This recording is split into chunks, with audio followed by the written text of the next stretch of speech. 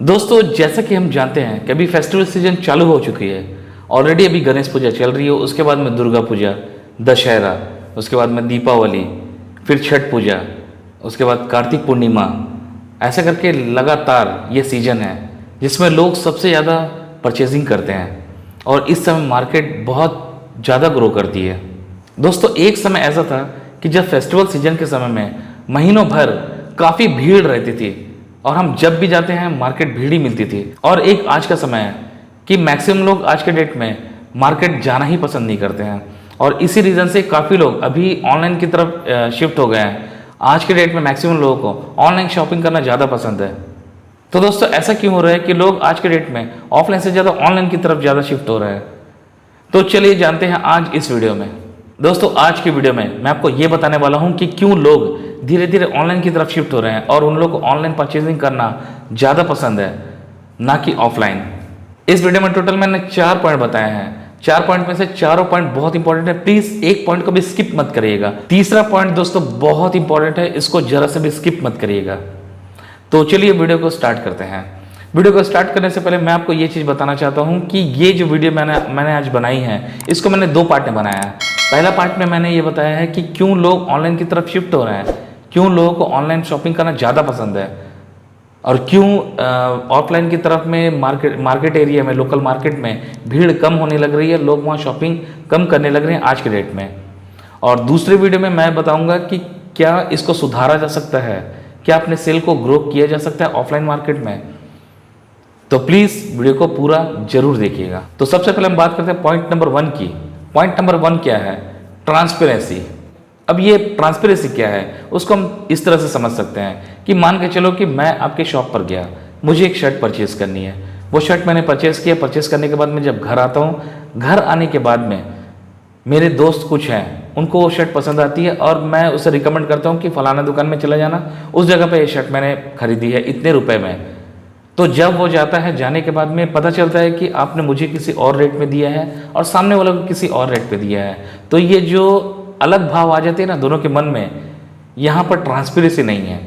Transparency in the sense ये है कि जिस रेट पे मैं खरीदा हूँ, अगर मैं किसी को भेज रहा हूँ तो उसे भी उसी रेट पे मिलना चाहिए।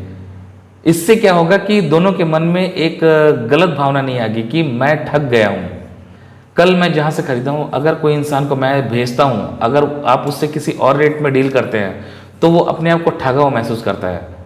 अब इसके जस्ट अपोजिट साइड में अगर मैं बात करूं कि मैं जिस रेट पे खरीदा हूं, अगर मैं 10 लोगों को भी भेज रहा हूं, अगर वो भी उसी रेट पे खरीदता है और उसको दिखता है कि वो वही रेट है, तो लोग खुद को सेफ मानते हैं कि हाँ, मुझे ठगा नहीं गया, मेरे अलावा जो भी इस चीज़ को परचेस करेगा वो इतना ही में। और ये सेम चीज़ होती है ऑनलाइन में। ऑनलाइन में ये होती है कि जब आप कोई ऑनलाइन में किसी प्रोडक्ट को पसंद करते हैं, पसंद करने के बाद में जब आप उसको कार्ट में रखते हैं, तो चाहे आप तुरंत खरीदें, चाहे कार्ट में रख के 1 हफ्ते बाद खरीदें, चाहे किसी और को शेयर कर दे फोटो, अगर वो भी उस चीज़ को खरीदता है तो रेट उतने ही लगते हैं। इसे कहते हैं ट्रांसपेरेंसी। मतलब आप एक को बेचो या 100 इंसान को बेचो, रेट में कोई यहाँ पर डिफ़िकल्टीज नहीं होनी चाहिए, सबको सेम रेट में मिलना चाहिए। तो अगर हम बात करें इंडियन कस्टमर की, तो इंडियन कस्टमर के जो बिहेवियर है वो ये है कि अगर उनको कहीं पर लग गया कि सामने वाला मुझे ठग रहा है, वो उस दुकान पर, उस शॉप पर, उस शोरूम पर वापस नहीं जाना पसंद करेगा। ठीक इससे मिलता जुलता और एक एग्जांपल बताता हूँ। मान के चलो कि आप एक शर्ट या एक टी शर्ट या एक जीन्स को आप लेके जाते हैं मार्केट में और सेम चीज़ आप 10 दुकानें पता कर लो, 10 के पास में अलग अलग रेट रहेगी। हो सकता है 20, 50, 100 रुपये कम ज़्यादा हो, लेकिन संभावना ज़्यादा से ज़्यादा यह है कि सब दुकान में उसकी अलग अलग रेट रहेगी, सब अपने हिसाब से उसका रेट लेते हैं। मैं ये समझ सकता हूँ कि हाँ, सबके जो परचेजिंग जो पॉइंट है वो अलग अलग है, इसलिए सब अपने परचेजिंग के हिसाब से अपनी प्रॉफिट रखता है, लेकिन ये चीज़ कस्टमर नहीं जानते हैं। उनको ये लगता है कि कोई इंसान इसको अगर 50 रुपये कम में बेच रहा है तो आप भी उनसे 50 रुपये कम ही ले। तो इसे कहते हैं ट्रांसपेरेंसी। इसको समझना बहुत जरूरी है। दूसरा जो पॉइंट है दोस्तों वो ये है कि टाइम बाउंडेशन। आपको आज के डेट में पता है कि हर कोई इंसान खुद को बिजी दिखाता है, चाहे वो बिजी हो या बिजी ना हो। जैसे कि मैं अगर एग्जांपल दूं तो आप राशन की दुकान पर देख लो, आप कहीं पर भीड़ भाड़ वाली जगह पर देख लो, कोई शॉपिंग मॉल में देख लो, कहीं पर भी हर इंसान को हड़बड़ी है, चाहे वो मेडिकल में क्यों ना हो। अगर मेडिकल में वो 2 दवा भी खरीदने जाता है तो उसको बहुत हड़बड़ी होती है। तो हर इंसान को बहुत हड़बड़ी होती है। किसी को जल्दी से घर जाना है, किसी को जल्दी से ऑफिस जाना है, किसी को कहीं नहीं जाना है फिर भी बहुत जल्दी जाना है। तो यहाँ पर आपको ये चीज़ क्लियर समझ में आती है कि लोगों के लिए टाइम कितना इंपॉर्टेंट चीज़ है। और ठीक यहाँ पर बात करें, अगर हम कोई अगर इंसान ये तय करता है कि उसको मार्केट जाना है, कुछ परचेस करनी है, अगर उसको कपड़ा खरीदना है या कुछ किसी और प्रोडक्ट को खरीदना चाहता है, तो एक मन में कैलकुलेशन कर देता है कि मैं जाने में इतना समय लग रहा है, वहाँ से आने में इतनी समय लग रही है। उसके बाद में अगर 2-4 दुकान, 5 दुकान, 10 दुकान अगर मैं घूमता हूँ इस चीज़ को लेकर, तो उसमें 1-1.5 घंटा लगना है, मतलब कुल मिलाकर 2 से ढाई घंटा। तो ये तय कर लेता है कि वो मार्केट जाकर आने में उसको 2 से ढाई घंटा, 3 घंटा लग सकता है। और ख़ास करके भीड़ भाड़ वाले अगर समय हो तो और ज़्यादा। तो इस हिसाब से जब वो सोचते हैं तो काफ़ी लोग प्लान ही नहीं बनाते हैं कि मार्केट चला जाए, और इसलिए वो डिले करते करते कैंसिल ही कर देते हैं। और ऑनलाइन में अगर देखा जाए तो ऑनलाइन में ये फैसिलिटीज़ है कि अगर आप चाहें तो आप आराम से लेट कर रात भर स्क्रॉल डाउन करके अपने प्रोडक्ट को देख सकते हैं।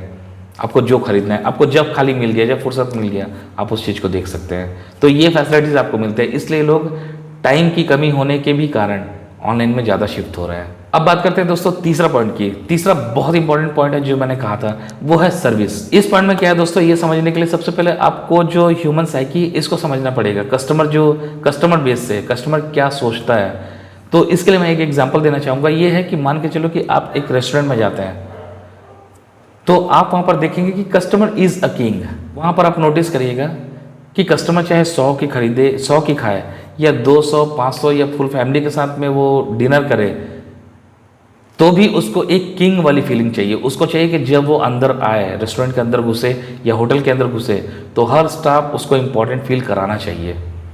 उसको टाइम पे पूछो, उसको बैठने के लिए बोलो, उसके बाद में उसको टाइम पे पानी दीजिए, मेन्यू कार्ड दीजिए, उससे बातें करिए। अगर कोई डिश ऑर्डर करते हैं कितनी देर लगेगी, उससे इंटरेक्शन करते रहिए। अगर आप इंटरेक्शन नहीं करते हैं तो उसको बहुत गंदा फील होता है। ठीक इसके अपोजिट साइड में अगर मैं बात करूं, तो अगर आप एक चाय पीने के समय भी अगर किसी रेस्टोरेंट में जाते हैं, किसी होटल में जाते हैं, और अगर जो सामने वाला जो स्टाफ है आपको सिर्फ पानी पूछा और चाय के लिए पूछा नहीं, या हो सकता है चाय ला के डायरेक्ट रख दिया और आप पानी पीना पसंद करते हैं लेकिन आपको पानी का सर्विस तक नहीं दिया, तो आपका जो मन है वहाँ पर ख़राब हो जाता है। इसे कहते हैं दोस्तों कस्टमर सर्विस। तो ठीक इसी तरह जब कोई कस्टमर आपकी दुकान के अंदर घुसता है, आपके शोरूम के अंदर घुसता है, तो वो चाहता है कि वो दुकान में इंटर करते साथ ही एक वार्म वेलकम से उसका स्वागत किया जाए। आपके कोई ना कोई स्टाफ उसको पूछे, बैठने के लिए कहें, उसके बाद में पानी पूछे, उसके बाद में उससे बात करें, उसको समझने की कोशिश करें। तो इस तरह से कस्टमर जो है सर्विस है वो सामने वाला एक्सपेक्ट करता है। लेकिन ऐसा होता है कि मैक्सिमम दुकान में क्योंकि भीड़ होती है, फेस्टिवल सीजन में या जिस समय बहुत ज़्यादा शॉपिंग करने लोग आते हैं, दुकान अचानक भीड़ पड़ी रहती है, उस समय मैं भी समझ सकता हूँ कि ज़्यादातर स्टाफ लोग बिजी होते हैं, तो हर किसी को बराबर ट्रीटमेंट नहीं दे सकते हैं। लेकिन फिर भी कस्टमर को समझाना मुश्किल है। कस्टमर अपने तरीके से सोचते हैं, उनको ये पता है कि वो 5,000 का 10,000 का शॉपिंग करने आया है, तो सामने वाला जो स्टाफ है उसको इम्पोर्टेंट फील क्यों नहीं करा रहा है। और इसलिए दोस्तों उसको अगर इम्पोर्टेंट फील नहीं होती है तो अगले बार से वहाँ पर नहीं जाता है। और ठीक इसके अपोजिट साइड में अगर मैं बात करूँ कि ऑनलाइन में कस्टमर सर्विस का कोई सीन ही नहीं है। ऑनलाइन में क्या होती है कि उसको कोई प्रोडक्ट पसंद आया, पसंद आने के बाद में वो उसको चेक करते हैं, डायरेक्ट ऑर्डर कर देते हैं। इसलिए वो उनको सहूलियत लगती है, इसलिए लोग अधिकतर वहाँ पर जाना पसंद करते हैं। वहाँ भी दिक्कत होती है लेकिन किस समय, जब उनको डिलीवरी होनी रहती है उसके प्रोडक्ट की, उस समय। लेकिन फिलहाल हम अभी उस बारे में बात नहीं कर रहे हैं। अब बात करते हैं दोस्तों चौथा सबसे इंपॉर्टेंट पॉइंट की। चौथा इंपॉर्टेंट क्या है? डिटेलिंग। मैंने ये चीज़ को बहुत ज़्यादा जगह में नोटिस किया, क्योंकि मैं खुद कपड़े की बिजनेस करता हूँ।